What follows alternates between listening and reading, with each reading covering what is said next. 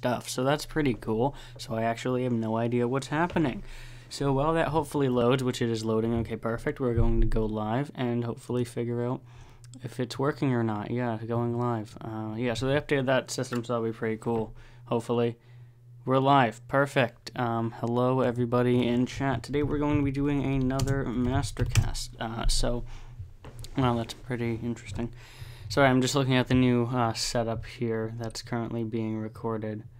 Concurrent viewers 1, there we go. So welcome.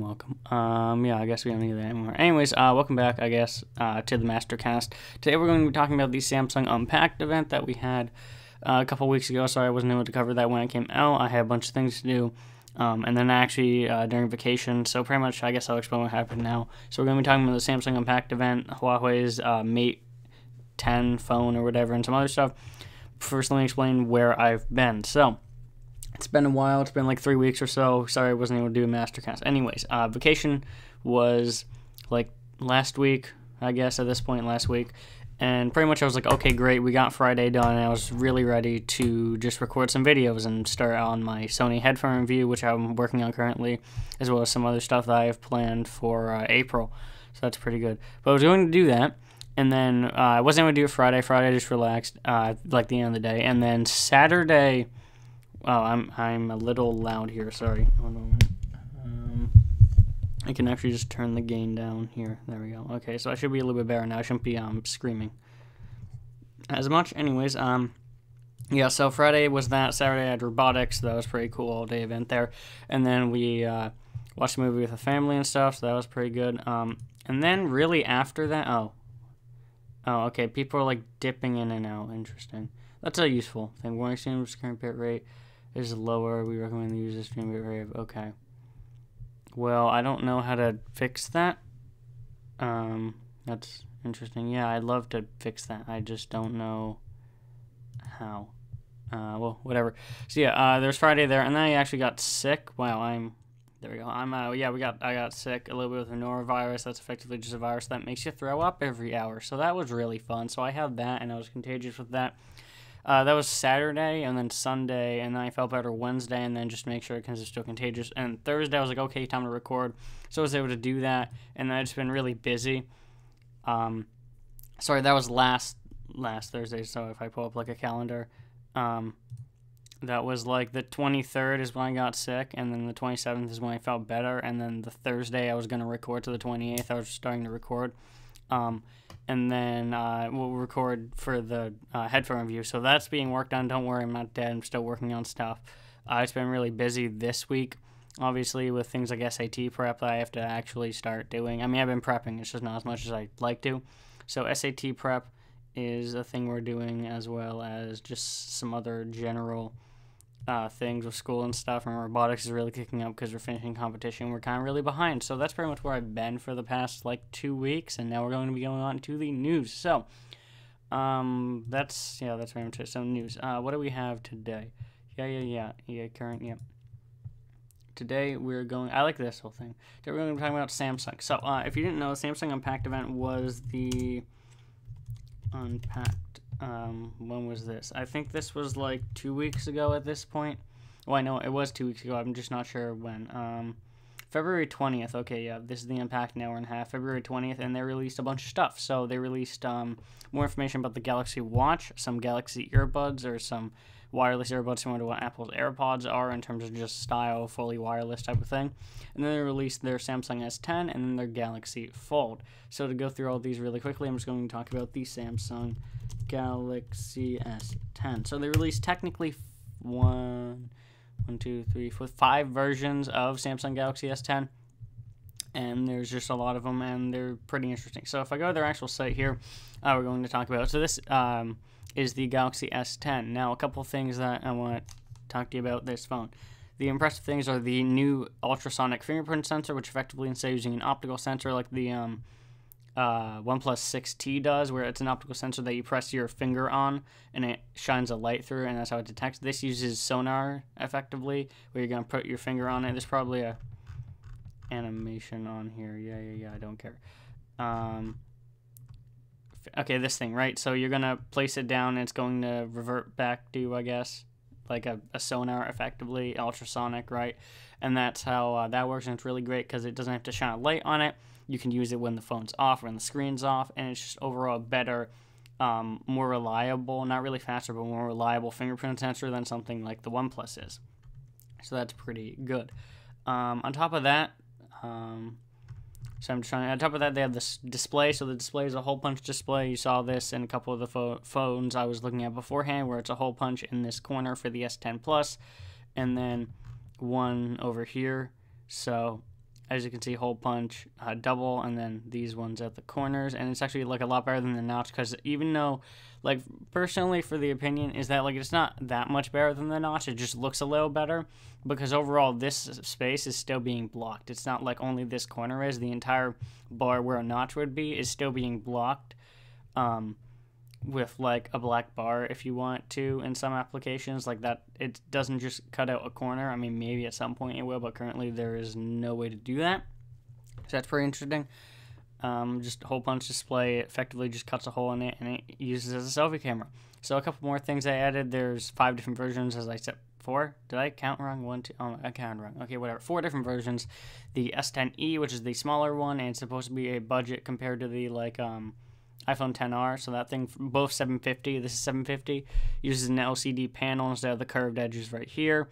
Still has the hole punch display. Looks better because even though it has this chin, it just, I think, looks a little better than something like the iPhone XR, even though it doesn't have the same Face ID unlock feature. It has the side fingerprints, actually. Unfortunately for this one, it's not the in-display fingerprint. It's a side fingerprint that up here near the power button that you can just slide down and activate that. So that's pretty good. Then we have the normal S10, which has the curved glass, the in-display fingerprint sensor, and better screen. Yeah, 2K screen versus 1080p. So you get better curved screen, better screen, in-display fingerprint sensor. And I think that's it. I don't think there's any material change. So that's good. And then for the S10 Plus, you get obviously a bigger screen, an extra depth sensor here. So that's good. And I think you also get something else. I don't remember what it was, where you get something else. Anyways, so we have that. Oh yeah, reverse wireless charging. So effectively, Huawei had this before, and it's where you can put, for instance, like your watch or your new Galaxy Buds on this when reverse wireless charging is activated, and effectively works as a wireless charging stand for your devices. So that's pretty cool. I'm not sure how useful it is for most people, but that's pretty cool. Something to keep in mind. Now on to, wait, is this, are we still? Yeah, it's lower than, okay, whatever. How many people do we have in chat? One person in chat. That's it. Anyways, yeah, we have this and yep. Stream and share wherever life takes you. So it also has Wi-Fi 6. So in case you have great Wi-Fi, you can make it quicker.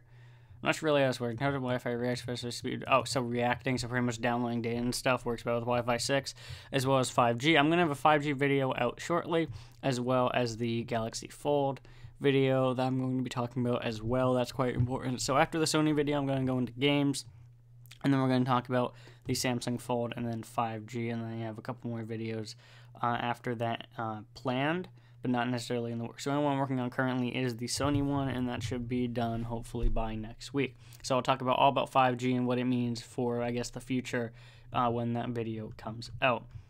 You know, Fortnite, they like to advertise Fortnite for some reason. Oh yeah, new cameras, I guess. I don't really like Samsung's cameras.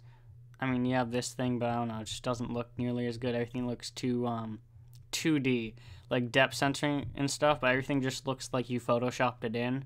I'm not sure if that's intentional or not, but it just doesn't look good. I like not that type of camera. Like, yeah, it's gonna do whatever, but yeah. I mean, that's cool at the top right there, but overall it's not the best. Aperture stuff, yeah. So that's all the same around. That's the S10, but that wasn't the interesting part of what ended up happening. The interesting part, okay, what you're gonna do? The interesting part is the 5G version. So it's gonna have 5G, and it's gonna be like 7.3 inches. So it's gonna be a massive phone, and it's gonna be blazing fast because 5G. So it can give you like gigabit transfer speeds and loading speeds and stuff. And it's not out yet, but that's okay. Yeah, it's not there yet. Okay. So next thing we're going to talk about, I guess, is the thing you've all been wanting to talk about, the Samsung Galaxy Fold. So if you've seen from, I guess, the design or whatever of this phone, it is folding, as you can see. So it's going to have a screen here, a screen here. It's going to open up with this little camera notch here, and you're going to be able to fold it. I can actually show you a video. Oh, there we go. So this is a little demo that they're going to show of this phone, or the release video of this phone, and effectively it's going to be a front screen that has a bunch of bezel on it, and you can open it up with a hinge mechanism here to a full screen. And that full screen is going to be like 7.3 inches, I think, and it has 3 cameras in the front, and then on the back it also has 2 more cameras. They're just spinning this around and showing you the hinge and stuff, so it's going to open up like that and then do like a bigger screen, and it works pretty seamlessly with like app continuity and stuff. So here's the front screen, as you can see from that top right here, the bezel at the top and bottom, and it's effectively like a mini screen like they had in the Nubia and whatever, where it's going to be this screen where you can use to like answer phone calls and take a picture, and then you can open it up and it's large, has a camera thing on the side, and is able to do the same thing as the other one but bigger. So that's useful. I also like how they did this box around it. Yeah, it opens up, and then as you can see, that's the full screen, and it hinges in the back, and so there's no problem. It's a relatively cool design. I just think it's, first off, way too expensive, so they're probably not going to show the price. Yeah, they won't show the price, but the price is like $2,000. It actually is the $2,000. Not good. I'm not saying it's not a bad thing. I'm just saying, like, obviously you're going to see my Samsung Fold script that I've actually already completed. In that, I talk about the fact that it's not a consumer product. No one's going to actually buy this as a consumer. It's Samsung's way of saying, hey, we can make folding phones, and we can make them pretty good. So if other people want to buy this technology from us, or buy the hinge design, or license folding, like, screen technology from us, they can do that and make a bunch of money doing so. And that's Samsung's whole plan, and that's nothing wrong with that. It's just not a consumer phone, which I'm going to talk about, obviously, more about in the Galaxy Fold video, so stay tuned for that. I also talk about in that video that I haven't seen yet the overall implications of having a folding phone and what it really means for the whole smartphone ecosystem as a whole. Mainly, I just thought, like, okay, we have this folding phone from the premium market, but as the premium market gets more and more towards these ridiculous and experimental things, just because we're bored, really, the cheaper side gets better and better and better, and you're able to get $200 phones like the Redmi Note 7, that's like $200 and has like mid-tier processor, but it has flagship specs with a camera and a good screen, 1080p at least, and like just overall good specs for the price. Even though it's not available in all markets, it's still a really good phone. And the more and more these budget phones from like Xiaomi and Huawei and stuff get up into the market in other places, the less and less there's really a need to adapt into these smartphone market. And so that's why the premium market's like, okay, well, we don't want to charge $1,000 for the same thing, especially Android, right? Because there's no differentiator, so they have to like differentiate themselves in a way. And so since Android can't spend, I'm just going to do $1,000, they have to do things like the Galaxy Fold and make them more interesting and sort of shape that way to that whole system, which is not like the worst thing. It's just an interesting take and perspective on where the phone market is going currently, because ultimately I think the best thing we're going to do is get an all-screen phone, right? We're just going to like the S10 looks good, right? The S10 with that whole shape is like what we want. This is the Oppo Find X. This is like the best, not implementation because this is a motorized thing it's going to break, but it's the best like example of a quote-unquote all-screen phone. We're trying to get to this, and I don't think this right here is what we really need to be focusing on. I mean, ultimately, yeah, we're going to do this, and then what? Like, what's benefit? What? There's no benefit to doing something like this if ultimately there's no like payback for it. Like, we're gonna get this and then we're gonna be bored with it in 2 seconds, and then we're just gonna like, I don't know. I don't know what's gonna happen, but I just am worried that like, okay, well, we did this and now we're gonna have to move on from something that's not smartphones, and we're gonna go into implant chips or something, and it's gonna be great. Get it? Phones are really cool, aren't they? And it's just kind of stupid. honestly. Like, no one wants this, and I get that, and I get it's just a effective proof of concept, but proof of concept is going to be selling this to people, companies, selling this to companies. And overall, if we're selling this to company, oh, there we go, better frame drop. If we're selling this to companies, what are they going to do with it? Because the thing right now, also going to talk about the Huawei one. So this is in comparison to the Huawei, Huawei Mate 10, or whatever, folding phone.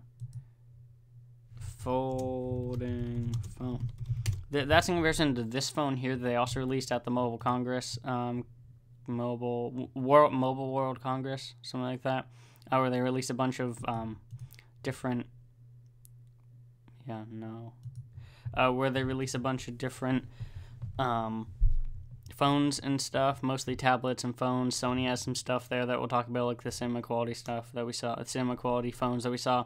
But everyone's saying, wow, Huawei's folding option's a lot better because it doesn't look as bad from the front. It's more expensive, but it does have, like, as you can see once we get this going, it has like an all-screen design.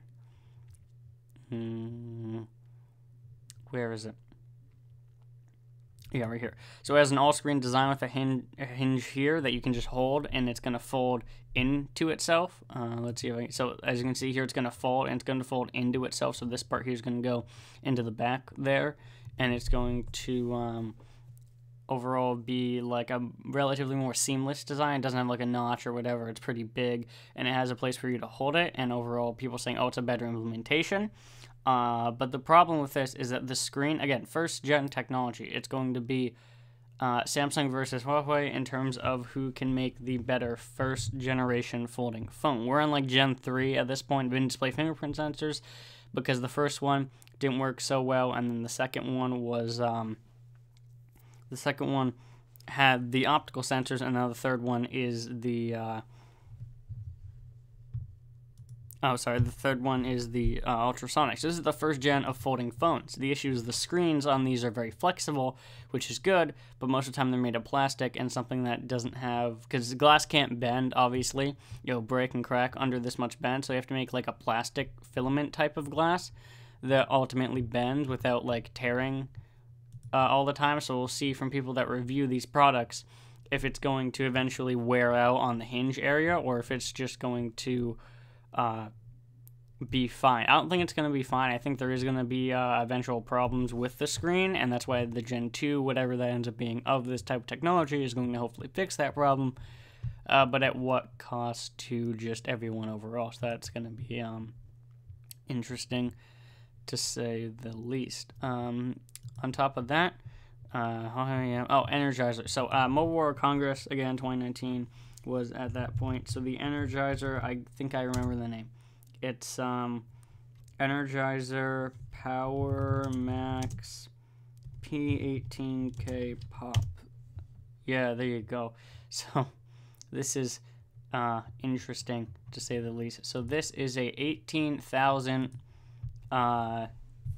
milliamp hour battery phone. Energizer makes batteries, if you couldn't tell, and this is their phone. They released a bunch of other phones. This isn't the first phone they've made, obviously, but they released this phone and like 4 others, I think, and one of the other cool ones is not this one. Where is it? Everyone's talking about this one, even though this is not the design of it, unless it is. Is it? Oh, it might be. There might be a pop-up camera on one of them, but they released a couple other phones I'll show you in a moment. But this is the one that everyone's talking about, is this phone right here. Milliamp hours, if you don't know, is the charging thing that batteries use to tell you how much battery is in it. For instance, an average phone has around 3,300 milliamp hours. This is 18,000, so that's like 5 times as much at least. So that's pretty interesting. And yeah, this is just going to last you like 4 days. It's not too good otherwise in terms of specs. Not too good otherwise in terms of specs. It has like a MediaTek chip, which are not as good as like Snapdragon and stuff. In terms of processing, it's kind of slow, but it will get you through like 4 days because of just how big it is. It really looks to me, honestly, like they just slapped a screen on a chunk of battery, which is effectively what they ended up doing. There's no headphone jack, obviously, because, you know, it's too small for that. Unfortunately, there's not enough room in this battery thing for a headphone jack, which makes sense. I mean, come on, are you really expecting a headphone jack in any phones ever again? I don't think so. So, on top of that, they also released a couple other phones. Like the 1800S or something. Yeah, there's this one. This one looks interesting. This is their folding phone attempt. If you want to call it that. To me, it looks like a screen with a, like, what is that called? Tire hinge, car hinge, like something in the car. I forget what it is. Something in the car that has that hose, maybe a gas hose, something that has this like weird material, and then a back plate. Folding phone, not really. This thing is interesting. This looks massive just from the size of it. I'm not sure the exact dimensions because we're not able to get like good specs, but it has a very large screen with cameras, and it's a folding phone, technically prototype. So that'll be interesting to see when that comes out, what the price is, and also how it like holds up compared to the competition, if you really want to call it that. But yeah, also if you saw in this image, lifetime warranty, and effectively if you drop it, break it, if anything happens to it, you get a lifetime warranty to replace it. Cause yay, Energizer, that's pretty cool. So we'll see how overall that works in the long run. I think it'll be pretty interesting to see where Energizer goes in the phone market. We're talking about Energizer making phones. Okay, wow. So that's really all I wanted to talk about in this episode of the Mastercast. Average watch time, 9 seconds. Is that 9 seconds? Total time all users spent watching this broadcast divided by total number of playbacks. Is that 9 minutes or 9 seconds? I don't know, something. That's useful. I like that. But yeah, overall, that's all I really wanted to talk about. We're going to have stuff next week. Unfortunately, there hasn't been any guests recently, mainly just because people have been busy. I've been pretty busy as well. And yeah, the next video you're going to see by me is actually the Sony one. Hopefully, I should get that out, as well as a bunch of game reviews that I have. If you're wondering what games I'm going to be reviewing, we have The Crew 2 that I'm going to be reviewing, Gris, which is a great game, Humans Fall Flat physics game, Assassin's Creed Odyssey, maybe do some Apex Legends. I don't have this open right now, but we're also going to be doing Nier Automata, which is a good one, so we'll see that. Brawlhalla I'll probably do, Jurassic World Evolution, and sort of those types of games, so look forward to that, I guess, and anything else that I have that I haven't reviewed yet. I'm definitely going to try to get a bunch of game reviews out, even though I haven't done one in like a long time. So yeah, also my editing software has now almost officially moved to Final Cut Pro. It's a great software. Highly recommend it if you have an Apple device that can run it. Definitely do that. It is a little expensive right now, but if you get the Pro bundle that Apple does, it really is good. I really enjoy it. So that's good. A little simple, but that's okay because, you know, that's like fine. It works really well, and I like the whole dynamic of that, and I'm able to do a lot smoother animation. So currently what you see is in 24 frames per second. What I'm going to be doing after that soon is 60 frames per second. So everything's going to look hopefully a lot smoother and just overall cleaner looking compared to my other videos. So that's pretty good. Other than that, I did want to talk about one more thing. Past that, so people are complaining recently, my MacBook Pro 2018 on the review there, that I haven't been talking about the issues on it. I actually not necessarily have not talked about the issues on it, I just haven't experienced much of them. So Bridge OS, which is like the thing where Mac just stops working all of a sudden, I think that haven't had those problems. And then the keyboard's a big one. People are saying the new butterfly switch keyboard, people are like, wow, this keyboard sucks, they don't like it. And I would agree that it's a lot rigid. It's very rigid, and ultimately it's not the best for typing long term. People are complaining that keys are like not functioning on it, and all of a sudden the spacebar doesn't work, and it just stops working. I haven't had that problem yet, although I've only had it for like 8 months now. Damn, has it been 8 months? Let's see. So I got it in September. So no, October. No, September. So 1, 2, 3, 4, 5, 6. It's been 6 months. I have 6 more months left before I go out of warranty, and hopefully by that time, if a key breaks or whatever, I don't have to spend $700 to replace it. But yeah, I haven't had any of those issues. I will report back when I do to have an update on my review saying, oh, this is a problem, you might want to get that checked out. So it's pretty useful that's pretty good. Yeah. I don't really have much else to say except I'll see you all in my next video. Thank you for coming to this Mastercast, content for the week. And if you enjoy my videos and want to see more on the channel, make sure to hit that like and subscribe. And I will see you all in my next video. Goodbye.